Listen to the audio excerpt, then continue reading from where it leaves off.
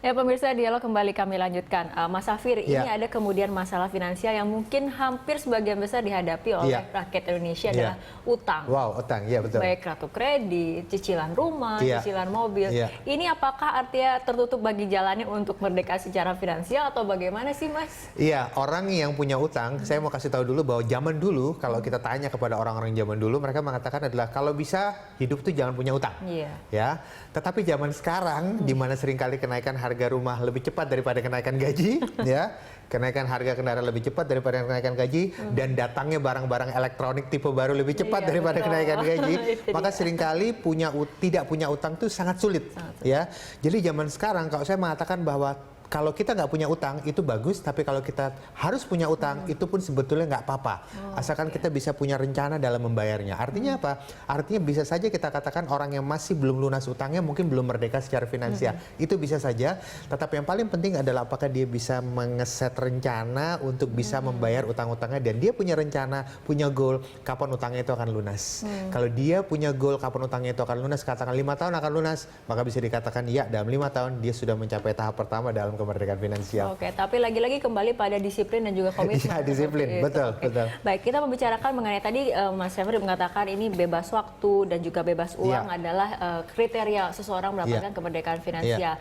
Kalau misalnya kita lihat mungkin ada beberapa profesi yang kemudian sampai umur 60, 65, 70 masih kemudian bekerja. Menurut Anda apakah itu masuk merdeka finansial atau memang ini sesuai passionnya saja? Saya kenal orang-orang seperti ini, beberapa profesi seperti ini, saya ngeliat ada banyak sekali profesi dokter ya yang umur 70 dia masih bekerja ya.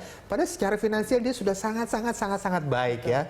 Nah, kalau seorang secara finansial dia sudah sangat baik tapi umur 70 masih bekerja, 75 tahun masih bekerja, itu berarti dia sudah mencapai kemerdekaan finansial dan dia bekerja hanya untuk hobi saja. Karena bisa jadi kalau dia tidak bekerja, mungkin dia pegel-pegel badannya. Ya, jadi bisa dikatakan dia sudah mencapai kemerdekaan finansial dan dia bisa memutuskan untuk nggak kerja pun nggak apa-apa. Tapi saya memutuskan untuk kerja karena memang hobinya memang seperti itu. Passionnya seperti itu. Jadi nggak apa-apa. Oke, ini kita sudah berbicara banyak. Artinya Mas, kalau misalnya kita bisa rangkumkan, ini langkah menuju kemerdekaan secara finansial. Kalau kita harus buat daftar, harus buat skala prioritas itu seperti apa? Jadi yang pertama adalah tetapkan dulu goalnya. Goalnya kapan kita mau merdeka secara finansial. Dan itu pun sulit ya menentukan goal itu kan. Nah, menentukan goal ini nggak ada salah benar. Misalnya begini, katakan sekarang kita usia katakan 30-an awal, misalnya saja ya. Kemudian kita tanya sama teman kita, kalau kita mengatakan saya mau merdeka finansial umur 50 tahun dan teman kita mengatakan dia mau merdeka finansial 5 tahun lagi yaitu umur 35, bukan berarti dia lebih baik dari kita, tidak. Tapi setiap orang memang beda-beda. Jadi pertama tentukan kapan kita mau merdeka secara finansial, kemudian kedua lihat sumber daya kita yang kita miliki. Kalau misalnya kita ingin pensiun cepat, tapi kita tidak punya tabungan apa-apa dan lain sebagainya, maka kita harus naik mobil yang cepat. Ibaratnya naik mobil sport ya. Caranya bagaimana naik mobil sport yang cepat?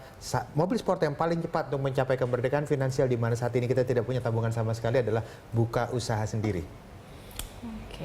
Tetapi kalau kita tidak terlalu cepat ingin pensiun dan masih 10-15 tahun mendatang, maka mungkin tidak buka usaha sendiri nggak apa-apa, tetapi berinvestasi ke sifatnya investasi yang sifatnya trading, seperti pasar modal ya, pasar modal.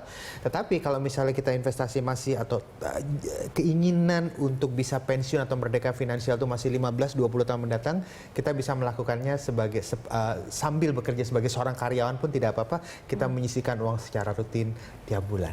Sekali lagi, kalau pensiunnya mau cepat, merdeka finansialnya ingin cepat, tapi kita nggak punya tabungan apa-apa, mau nggak mau memang harus usaha sendiri. Harus usaha sendiri, seperti itu. Tapi artinya yang perlu digarisbawahi adalah semua orang bisa merdeka secara finansial. Semua orang bisa merdeka secara finansial. Oke, asal bagaimana komitmennya seperti itu ya. Oke, baik Mas Safir, terima kasih telah berbincang bersama kami. Terima kasih. Selamat pagi Mas. Selamat pagi.